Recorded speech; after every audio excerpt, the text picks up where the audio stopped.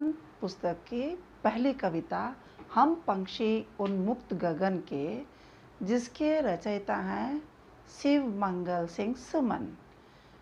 उन्होंने इस कविता में स्वतंत्रता के विषय में हमें अवगत कराया है, पक्षियों को उसका माध्यम बनाया है। पक्षी भी स्वतंत्र रहना चाहते हैं, उन्हें भी कैद पसंद नहीं है। मनुष्य अपने मनोरंजन के लिए पक्षियों को पिंजरे में बंद करता है और सुबह शाम उसे अपनी इच्छा के अनुसार पक्षी को दाना पानी खाने को देता है। उसके बदले में उसे मिट्ठू रखे हैं, तोता रखे हैं, तो उसे कुछ सिखाने की कोशिश करता है, जो पक्षी को बिल्कुल भी पसंद नहीं। वो कहता है, मनुष्य से आग्रह करता है कि हे मनुष्य, ईश्वर ने मुझे बहुत सुंदर पंख दिए हैं, मुझे उड़ने दो, मुझे ऊंचे आसमान में उस क्षितिज तक जाने दो जहाँ मैं जाना चाहता हूँ। मुझे उड़ने में कोई बाधा मत डालो, मेरे खाने पीने को रोक मत लगाओ।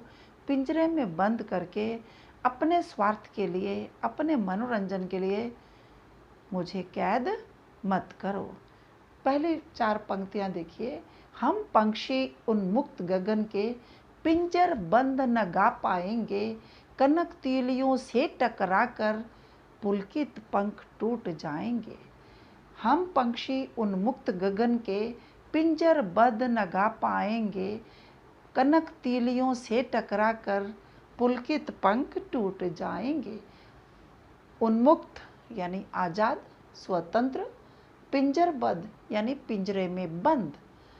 कनक यानी सोना, गोल्ड। तीलियाँ यानी बार्स, जिससे पिंजरा बनता है। पुलकित नाजुक, कोमल। अभी कभी समझा रहे हैं कि हम पक्षियों के माध्यम से आज़ादी का हमें आह्वान कर रहे हैं। हम पक्षी आसमान में उड़ने वाले हैं, वही हमारा रैन बसेरा है। पिंजरे में यदि हमें बंद कर देते हैं तो हम गा नहीं पाएंगे, अर्थात पिंजरे में बंद होके या कैदियों के जीवन को में रहकर कोई खुश रह सकता है? नहीं। कनक तीलियों से टकराकर यदि हम उड़ने का अभ्यास भी करें तो पिंजरा इतना छोटा है कि हमारे नाजुक पंख यदि हम फैलाएं तो उस पिंजरे की सलाखों से लगकर लहूलुहान हो जाएंगे, पंख हमारे टूट जाएंगे। पक्षी के माध्यम से कवि समझा रहे हैं, हम पक्षी खुले आसमान में उड़ने वाले हैं। आसमान हमारा रैन बसेरा है। हम स्वतंत्रता से उड़ते हुए बहुत प्रसन्नता अनुभव करते हैं। पिंजरे में यदि हमें बंद कर देते हो तो हम खुशी के गीत नहीं गा सकते। कनक तीलियों से टकराकर यदि तुम हमें पिंजरे में बंद कर दो तो हम स्वतंत्रता के लिए, आज़ादी के लिए प्रयत्न करेंगे, पंख फड़फड़ाएंगे और फलस्वरूप हमारे पंख चोटिल हो जाएंगे, घायल हो जाएंगे। नाजुक पंख जब लोहे की सलाखों से टकराएंगे तो स्वाभाविक है कि उनके पंख टूट जाएंगे। पक्षी कहते हैं कि हमें वो भी पसंद है, हम संघर्ष, आज़ादी के लिए संघर्ष करना चाहते हैं। इन पंक्तियों में कवि पक्षियों के माध्यम से स्वतंत्रता का महत्व बता रहे हैं। पंक्षी बंद नहीं रहना चाहते, खुले आसमान में उड़ना चाहते हैं। उनका स्वभाव है पिंजरे में बंद रहकर खुशी के गीत नहीं गा सकते। बंदी जीवन में वे खुश नहीं रह सकते। हम उन्हें सोने के पिंजरे में भी रखें तो फ़ायदा नहीं, क्योंकि आज़ाद होने के लिए या पिंजरे से बाहर निकलने के लिए वह अपने नुकसान पहुंचा सकते हैं, उनके पंख टूट सकते हैं। स्वतंत्रता पाने की इच्छा से संघर्ष करते हुए अपने पंखों के टूटने का भी उन्हें कोई डर नहीं है। इसलिए हमें पक्षियों को कैद नहीं करना चाहिए। ईश्वर ने उन्हें आज़ादी दी है तो उसे बरकरार रहना चाहिए। अपने मनोरंजन के लिए हमें उनको कैद में नहीं रखना चाहिए। अगली 4 पंक्तियाँ। हम बहता जल पीने वाले मर जाएंगे भूखे प्यासे, कहीं भली है कटक निबोरी, कनक कटोरी की मैदा से। हम पक्षी को क्या करते हैं, पिंजरे में बंद कर दिए, और अपनी पसंद से हम उसे खाना पानी देने लगे। लेकिन क्या पक्षी को ये मंजूर है? नहीं। पक्षी बता रहे हैं कि हम आज़ाद पंछी हैं, हमारा स्वभाव है खुले आसमान में घूमना।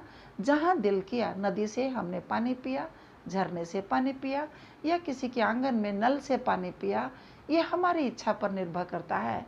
और हम भोजन यानी फल, कहीं भी कोई दाना मिल जाता है, हम खा के संतुष्ट हैं, क्योंकि हमें मनुष्य की तरह लालच की प्रवृत्ति नहीं है। क्या चाहते हैं पक्षी? कहीं भली है कटुक नबोरी, यानी कड़वी निबोरी यानी नीम का फल। कहीं भली है कटुक निबोरी कनक कटोरी की मैदा से। मनुष्य अपने घर में यदि पक्षी पालता है तो अपने स्वाद से, अपने इच्छा से स्वाद का कभी हलवा देगा, कभी चना देगा, कभी सोने की कटोरी, कभी बर्तन धो के, कभी छोटे बर्तन में पानी, स्वच्छ जल उसे देते हैं, जो कि पक्षी को पसंद नहीं है। वह चाहता है कि मुझे खुले आसमान में छोड़ दो, मुझे पिंजरे में रखा हुआ खाना पसंद नहीं है। मुझे पसंद है क्या? खुले आसमान में उड़ूं, नदी का जल और झरने का पानी पीऊं, नीम के पेड़ पे बैठ के उसकी कड़वे फल को भी खाने में मुझे आज़ादी का आभास होता है। लेकिन मुझे पिंजरे में बंद करके स्वादिष्ट भोजन अपने हिसाब से दोगे तो मुझे वो एकदम पसंद नहीं है, क्योंकि गुलामी में कोई खुशी के गीत नहीं गा सकता, न ही वो कोई खुश रह सकता है। बंद रहने के बाद ये स्वभाव है कि हम उदास हो जाते हैं, हमें खाने का मन नहीं करता, हमें लगता है कि हम भूखे प्यासे ही मर जाएं। कवि पक्षियों के माध्यम से गुलामी के दुख को प्रकट करते हैं। खुले आसमान में उड़ते हुए उन्हें नदी और झरने का मीठा जल पीने की आदत है। पिंजरे में बंद रहकर सोने की कटोरी में मिलने वाले भोजन यानी मैदे से कहीं अच्छी है कड़वी नीम की निबोरी यानी नीम का फल। खाना स्वतंत्र रहकर खुले आसमान में उड़ते हुए अपनी इच्छा से खाना पीना खाकर हम खुश रहते हैं। इसलिए हे मानव, हमें हमारे हाल पे छोड़ दो, हमें आसमान में उड़ने दो, अपनी इच्छा से खाने दो। ईश्वर ने हर पेड़ पे फल लगाए हैं, चाहे वो कड़वा है चाहे मीठा, हम उसी को खाकर आनंद महसूस करते हैं।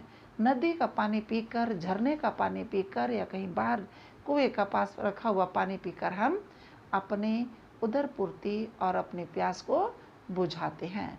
इसलिए हमें हमारी आज़ादी वापस दे दीजिए, हमें पिंजरे में रखकर अपने स्वादानुसार भोजन ना दें। स्वर्ण श्रृंखला के बंधन में अपनी गति उड़ान सब भूले, बस सपनों में देख रहे हैं तरु की फुनगी पर के झूले। अर्थात स्वर्ण श्रृंखला यानी सोने की श्रृंखला के बंधन में, यानी सोने की जंजीरें जो जिससे हमने वो पिंजरा बनाया है। गति यानी अपनी स्पीड, उड़ने के तौर तरीके, सब कुछ पक्षी भूल गया है। बस सपनों में देख रहे हैं, अब सिर्फ सपना ही रह गया है। क्या? तरु यानी पेड़, वृक्ष की फुनगी यानी टॉप मोस्ट पार्ट, पेड़ का सबसे ऊंचा हिस्सा पर बैठ के वो हवा के साथ झूले और अपने सपनों को साकार करने की कोशिश करे और उसका आनंद ले। लेकिन यहाँ ऐसा नहीं है। स्वर्ण श्रृंखला के बंधन में यानी जिस सोने के पिंजरे में आप लोगों ने मुझे बंद करके रखा है, उसने तो हमारी ज़िंदगी नर्क करके रख दी है। आज़ादी का महत्व क्या है हम भूल गए हैं। इसलिए हे मानव, हमें बस आज़ाद कर दो, पिंजरे से बाहर निकाल दो, हमें खुला छोड़ दो, ताकि जो तुमने हमें पिंजरे में बंद कर कर रखा है तो हमारी मनोदशा क्या है, कभी इसके बारे में सोचा है? हम क्या सोच रहे हैं सुनिए। इस सोने के पिंजरे में बंद करके, बंधन में बांध के आप लोगों ने हमारे ऊपर बहुत जुल्म किया है। अब हम पिंजरे में बंद रह के भूल चुके हैं क्या? उड़ने की गति, स्पीड, क्योंकि पिंजरा बहुत संकीर्ण है, नैरो है, उसमें उतनी जगह नहीं है कि पक्षी अपने पंख फूल के उड़ सके। इसलिए पक्षी कह रहा है कि पिंजरे में हम अपनी गति भूल चुके हैं, उड़ना भूल चुके हैं।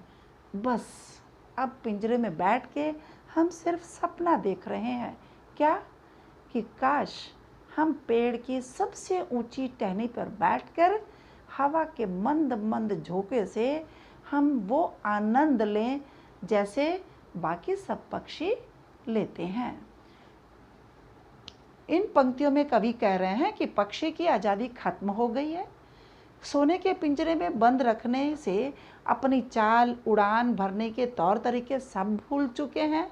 अब तो पिंजरे में बैठे बैठे वह सपने ही देख सकते हैं कि काश शीघ्र पिंजरे से बाहर निकल जाएं और पेड़ की सबसे ऊंची टहनी पर, शिखर पर बैठकर झूलने का सपना ही साकार करने की सोच रहे हैं। अगले 4 पंक्तियां, ऐसे थे अरमान के उड़ते, नीले नभ की सीमा पाने, लाल किरण सी चोंच खोल, चुगते तारक अनार के दाने। अर्थात अरमान यानी चाह, इच्छा, नीला लभ यानी नीला आसमान, सीमा यानी जो हमारी बाउंड्री है, लाल किरण सी चोंच, लाल रंग की किरणें जहाँ से हमें मिलती हैं उसको चोंच से ले लें, खा ले। चुगते यानी चुगना, तारक यानी तारे, अनार के दानों की तरह।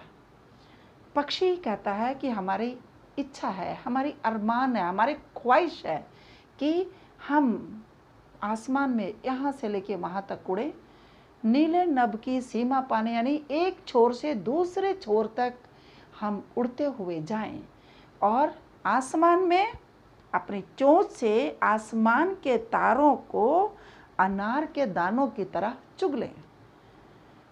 पक्षियों के अरमान है कि वे बहुत ऊंचा उड़े और उड़ान भरते हुए आसमान की सीमा छू लें।